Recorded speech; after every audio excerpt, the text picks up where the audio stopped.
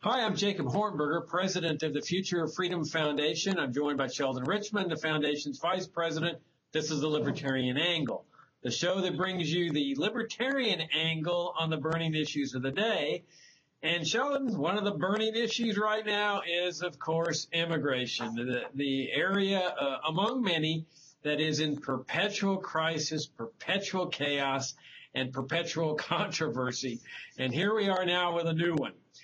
President Obama has decided that he's going to exercise executive powers, and he has decided that he's just not going to have the law enforced on a certain number of and certain types of illegal immigrants. From what I understand, his plan that those immigrants that have children here, that have been here before a certain date, that are American citizens, that he's going to let them stay. Apparently, he's going to order the immigration service not to deport those people.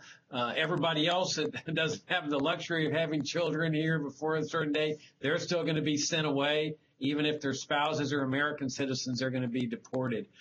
Sheldon, what do you make of all this? This arbitrary, what seems to me an arbitrary enforcement of the law with using really are arbitrary powers. It seems to me dictatorial powers, deciding who to enforce the law against and who not to enforce the law against. What do you make of all this? Yeah, well, there's a lot to be said about it.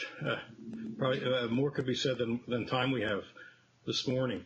I think dictatorial is the wrong word. I know the Republicans are talking about that, calling him, an emperor, which I know is a term that Obama used himself. We'll talk about that in a second. But in fact, there's nothing dictatorial about it. No less an authority on this than Margaret Stock, who's a Republican immigration attorney and an activist in the Federalist Society, so pretty good credentials for being a conservative and a Republican, says that the immigration law is chock full of authority given to the president through the legislature. In other words, Congress gave presidents a lot of authority in the area of immigration enforcement and deportation. Specifically, what Obama announced he would do by executive order is to defer. So it's not permanent. This is something libertarians can criticize. Defer deportation on people roughly as you described them. These are the parents of children. These would be grown children who are citizens who are already permanent residents, legal in the eyes of the U.S. government, to not separate those families. I think they had to be here at least 5 years. And I think most of them will also be recognized as having work permits on the grounds that if they're here, they should be able to work. I mean, otherwise they're going to be supported by the taxpayers. So I don't even see how conservatives can attack that. So he's not grabbed power. We have lots of testimony, lots of op-eds written by people, law professors and those types of people, pointing out that Congress some years ago gave a president a lot of discretion in this area, a lot of authority in this area to defer deportation.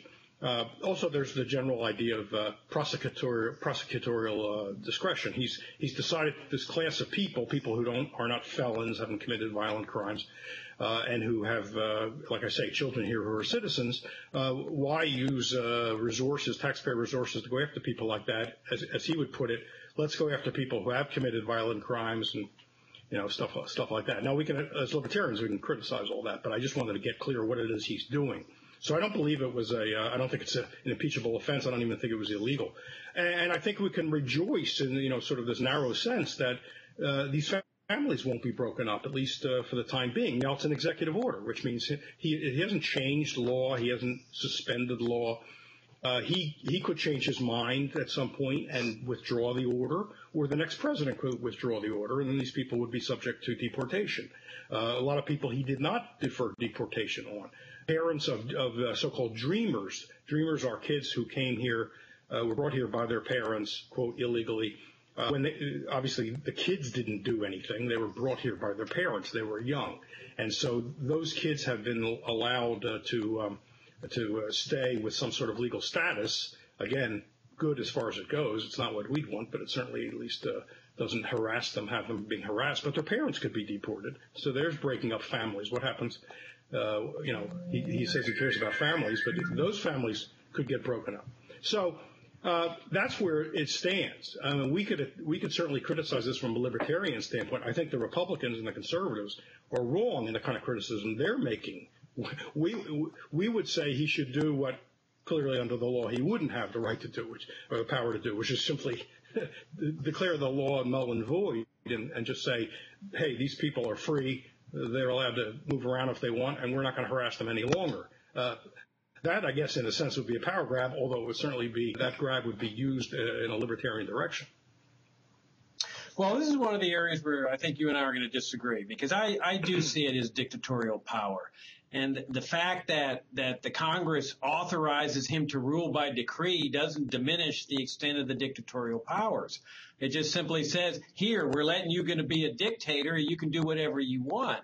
And I do find it amusing that the Republicans are objecting to the exercise of what I really do consider dictatorial power, because where have the Republicans been when he's been exercising dictatorial power by engaging in foreign wars without the declaration of war requirement that the Constitution has?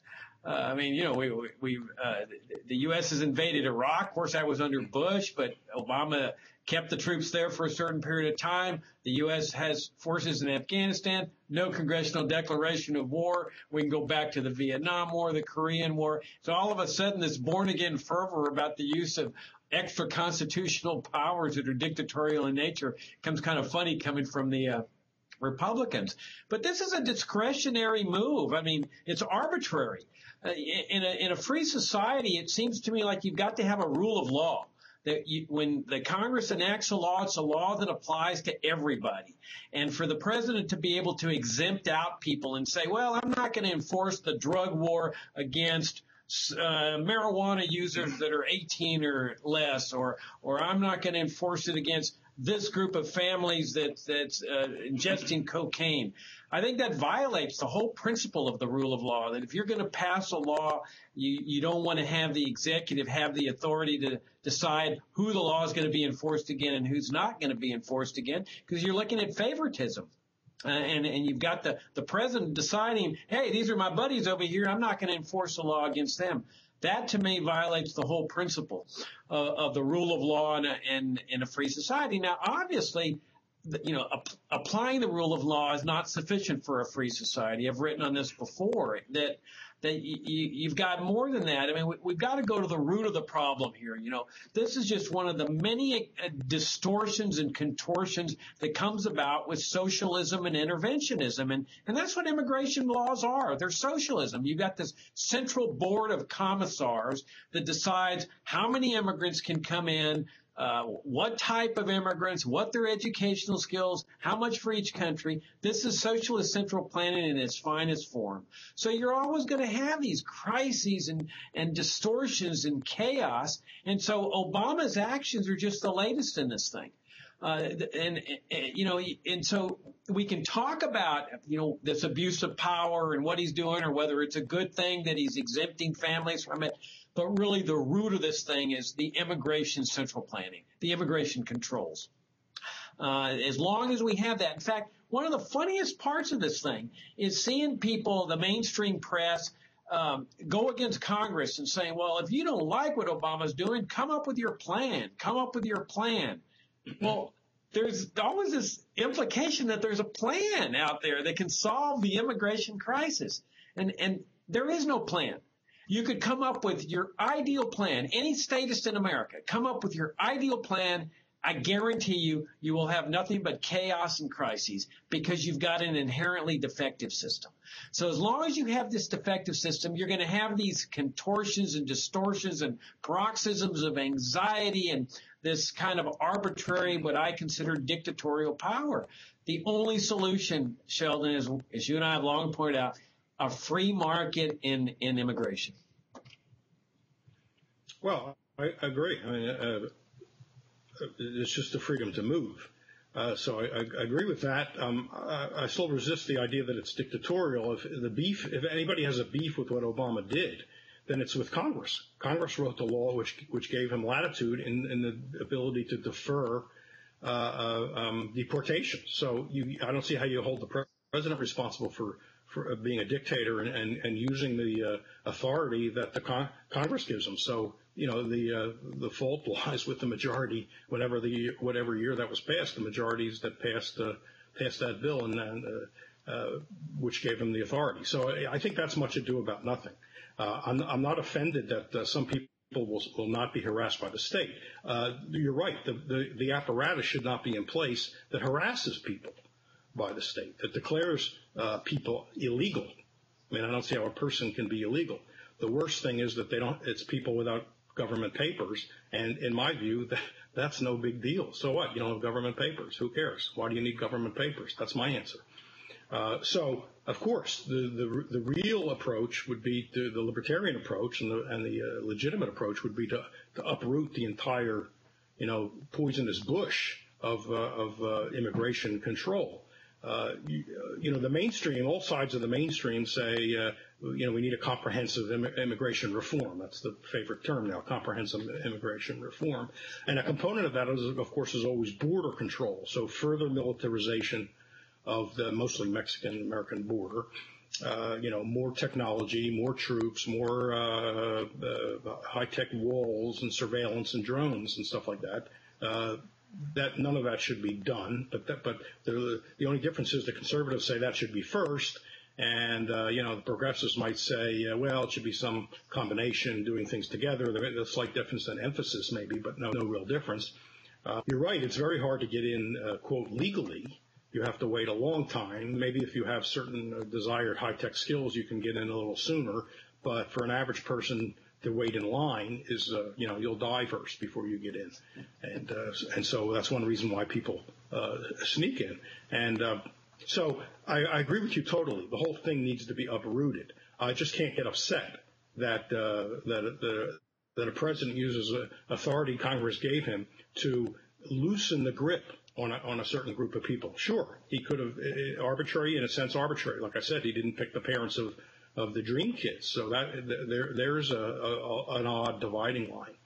So sure, there's an arbitrariness to it, but he didn't decide to declare a group of people criminals who are not criminals under any statute passed. If he had done something like that, I'd be screaming. All he simply said is, we're not going to bother this class of people.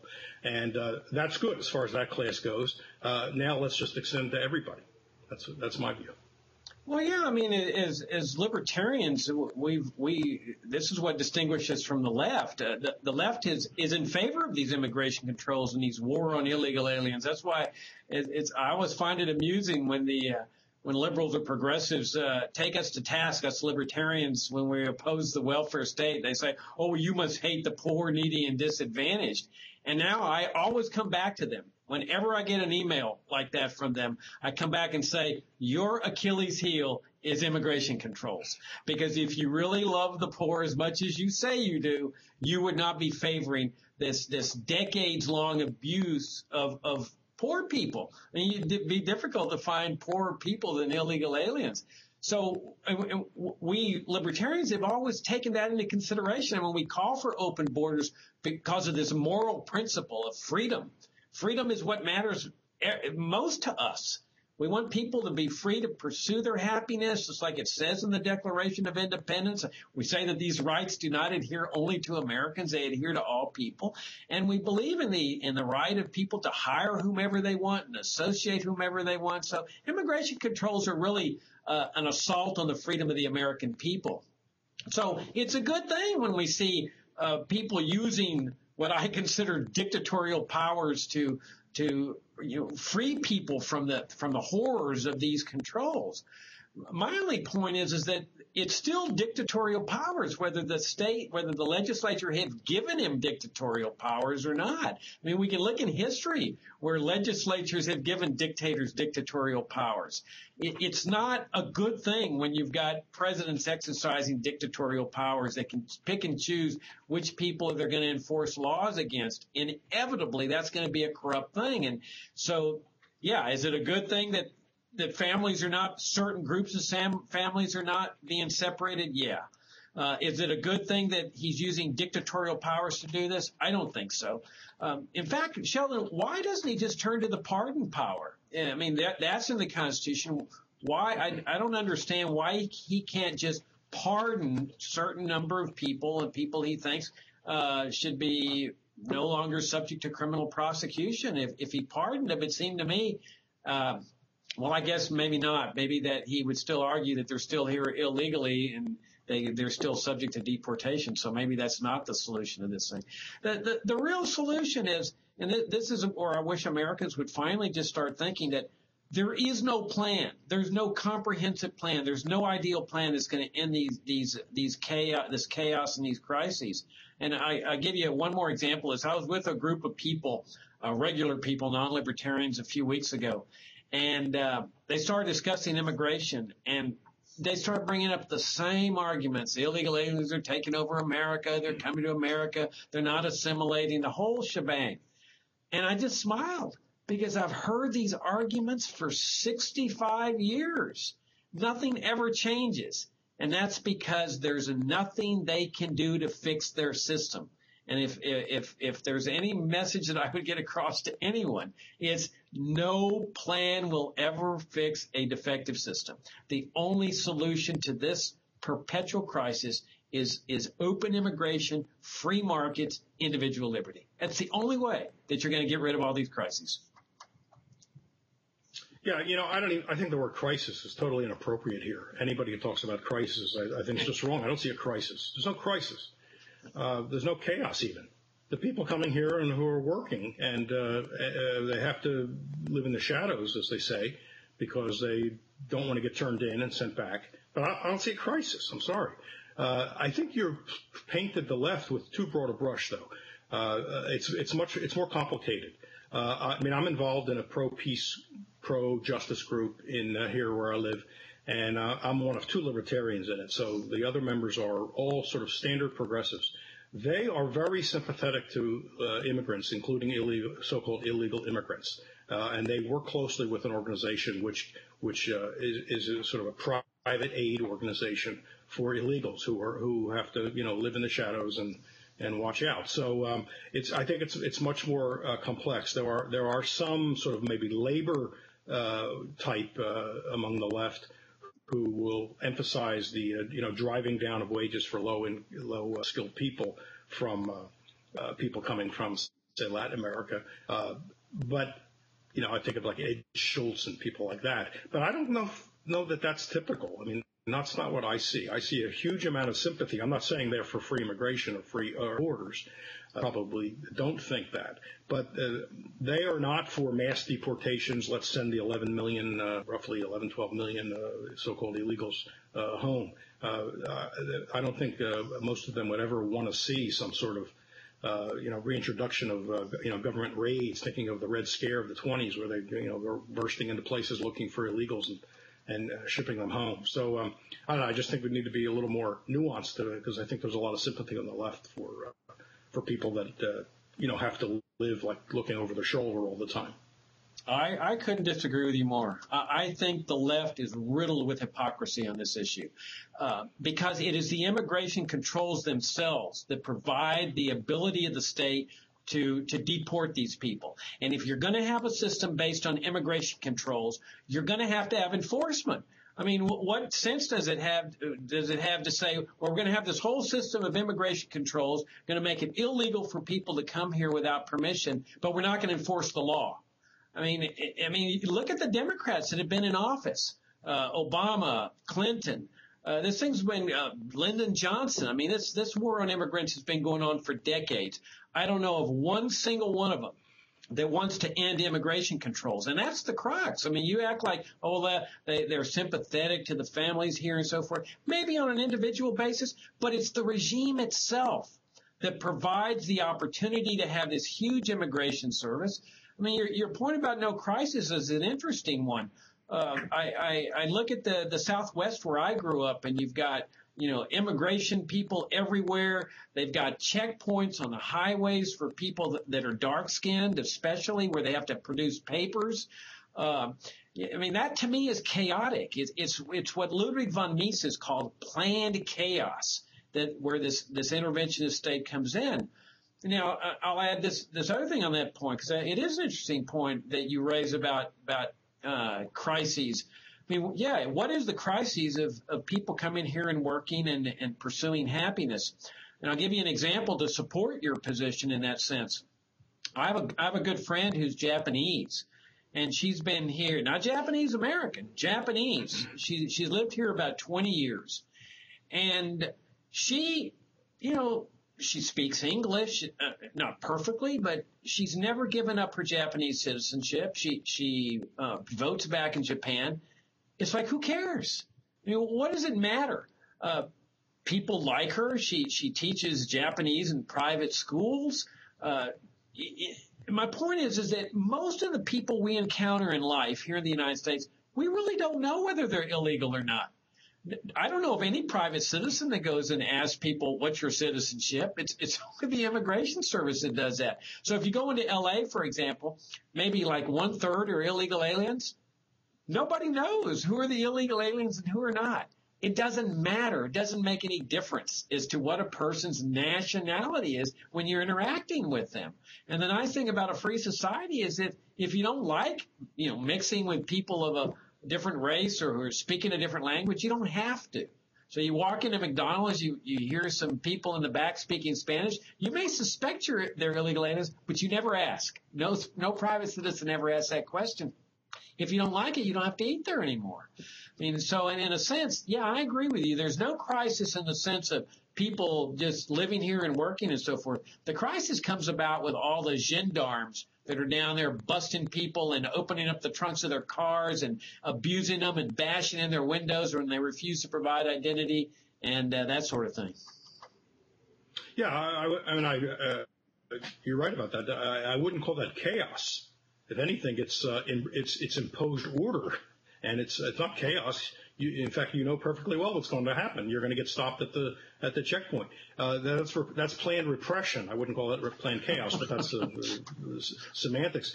When I was talking about the left, the ideological left, and you mentioned Clinton and Obama being for immigration control. Well, they're not the left. Those are centrist corporate statists. They're mainstream establishmentarians. The idea that those guys are ideological left is some sort of fantasy of the fevered right wing. They talk about Obama being the most radical left wing president we've ever had. I mean, come on, open your eyes. He's not left winger at all. I'm talking about the ideological left, the people I run into at these meetings.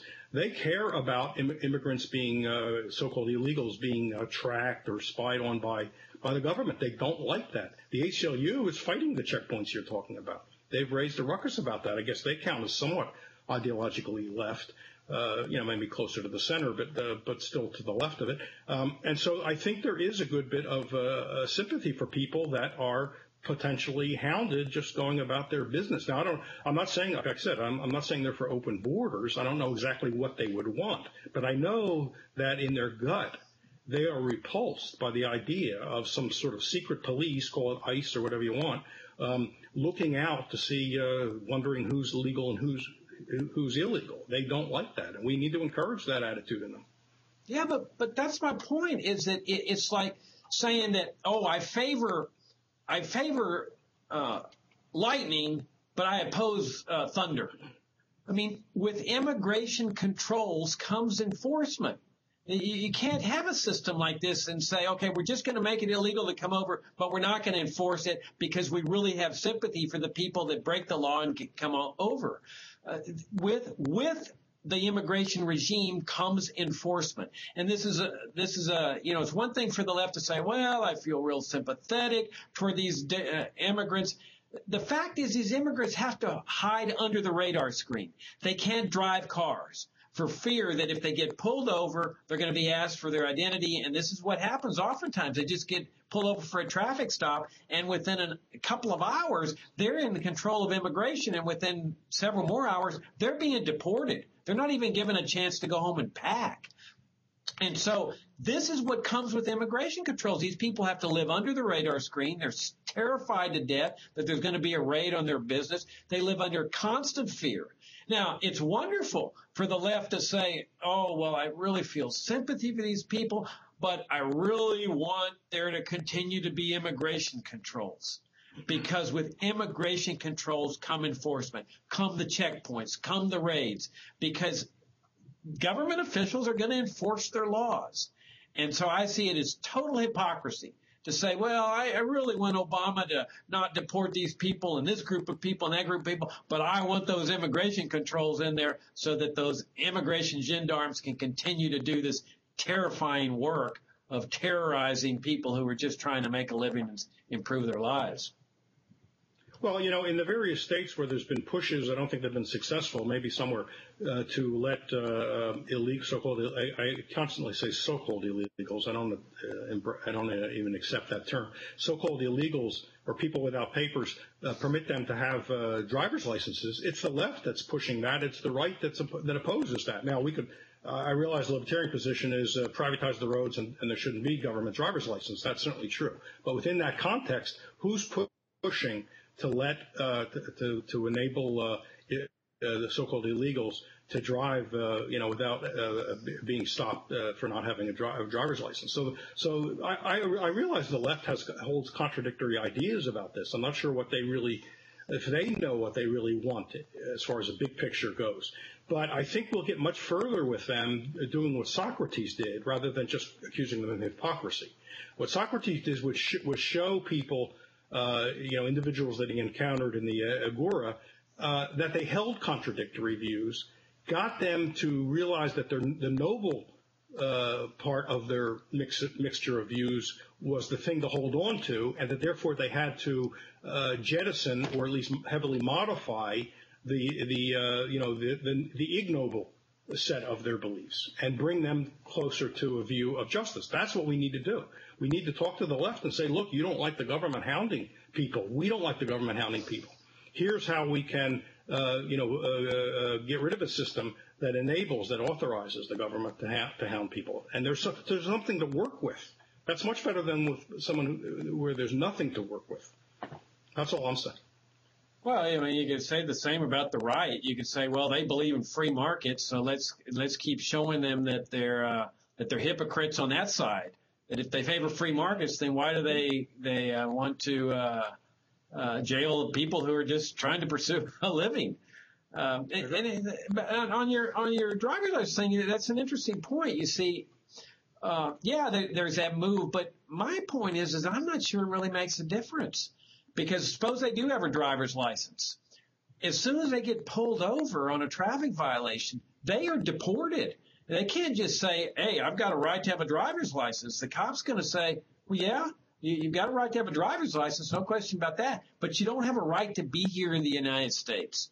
And so we're going to deport you. And you've got these horrifying stories. We linked to one the other day in our FFF Daily, where a father was just picked up and he calls his wife and she comes over to say goodbye. And this, I think, is on the front page of the New York Times. They don't even let her say goodbye. They do whisk him away.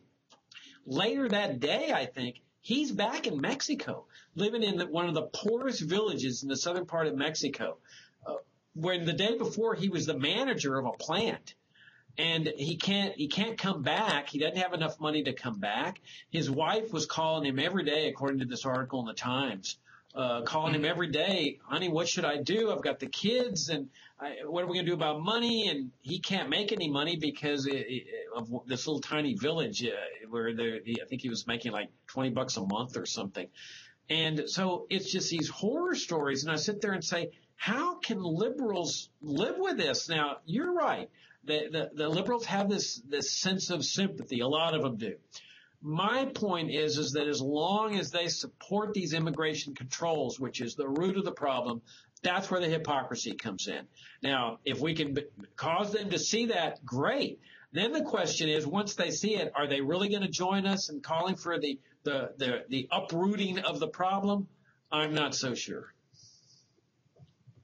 Well, people have migrated from the left to libertarianism in the past. Sometimes they migrate even from the right to libertarianism. So we'll see. I'm just saying you get further by doing what Socrates did rather than just denouncing them hypocrites. That's a strategic matter. You're certainly right that there are at least certainly good faith conservatives that we share premises with, and to some extent, or positions with, and we should use those then to show them how other things they believe conflict with that. And sure, it's the same method. I think that's always the method. I mean, I think we share something with just about everybody, because just about everybody believes in some way of the dignity of the individual, and that the individual ought to be able to make a life for himself or herself. We just extend that comprehensively. So we need to grab onto the one little area where any given person holds that view and shows them that it's got to be consistent and applied in all areas of life. All right. Well, maybe if the right sees their hypocrisy and in terms of free markets and how they compromise their principles on free markets with immigration controls, and maybe if the left sees their hypocrisy and their love of the poor, maybe they'll join up with us. And certainly, yeah, I think that's the only chance there is. And the worse things get, and they're only going to get worse because they always get worse with socialism and interventionism. There's also people that are just in the middle, the non-ideologues that say, we really want to do the right thing. We want to solve these problems that exist, and the problems are rooted in statism. Whether it's the drug war, the immigration controls, or the welfare state, or Iraq, Afghanistan, there's a common denominator here, Sheldon, and that's federal statism. If people can finally see that, then we get the ideologues on the right, the ideologues on the left, the regular people that are not ideologically inclined, joining up with us libertarians to bring a free society to our land and restore a sense of normalcy and harmony and prosperity, which is, I think, what all of us want. That's this week's show. That's the Libertarian Angle. Enjoy talking to you guys. And keep in mind that this is our end-of-year fundraising time. We need your support for our work. We'd love to have your support. We need it. And we'll see you next week.